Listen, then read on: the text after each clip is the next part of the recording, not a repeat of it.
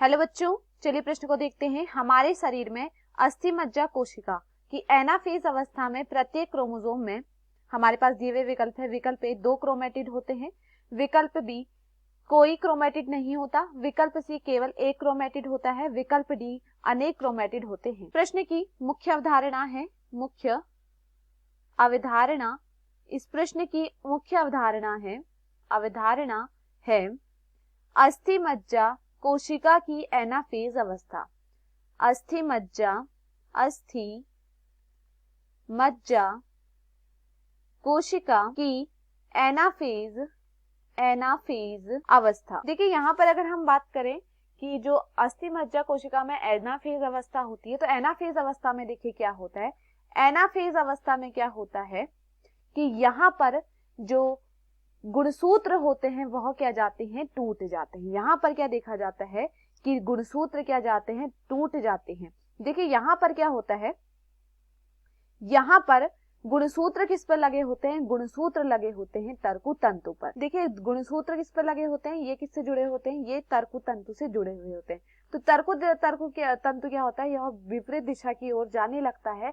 तो विपरीत दिशा की ओर जाने के कारण क्या होते हैं, ये जो गुणसूत्र होते हैं वह क्या जाते हैं, टूट जाते हैं। और गुणसूत्र के जब टूटते हैं तो यहाँ पर क्या देखने को मिलता है, देखिए अब देखिए यहाँ पर क्या देखने को मिलता है। अगर हम एक सामान्य गुणसूत्र की बात करें, एक सामान्य गुणसूत्र, तो देखिए एक सामान्य गुणसूत्र में क्या देखा जाता है कि एक सामान्य गुणसूत्र में जो यहाँ पर केवल 2 क्रोमेटिड होते हैं। यहाँ पर क्या देखा जाता है, केवल 2 क्रोमेटिड होते हैं, यहाँ पर क्या देखा जाता है, केवल 2 क्या होते हैं, क्रोमेटिड होते हैं। Chromatid 1, chromatid 2। अब देखिए यहाँ पर अगर हम बात करें एनाफेज के दौरान क्या होता है, एनाफेज के दौरान क्या देखा जाता है, यहाँ पर यह देखा जाता है जो क्रोमोसोम होते हैं यह क्या हो जाते हैं, विभाजित होते हैं। तो यहाँ पर देखिए क्रोमोसोम क्या हो चुके हैं यहाँ पर, या फिर हम कहें गुणसूत्र क्या हो गए, यहाँ पर विभाजित हो गए हैं। तो विभाजन में क्या देखा जाता है कि यहाँ पर क्या होता है, एक नया क्रोमोसोम बनता है, या हम कहें नया गुणसूत्र, या फिर एक बेटी गुणसूत्र यहाँ पर बनती है। एनाफेज के दौरान क्या होता है, यहाँ पर एक बेटी गुणसूत्र यहाँ पर बनती है।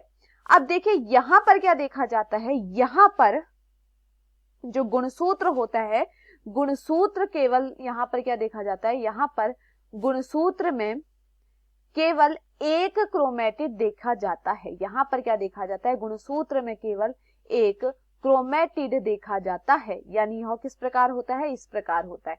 यहाँ पर केवल एक क्रोमेटिड देखा जाता है।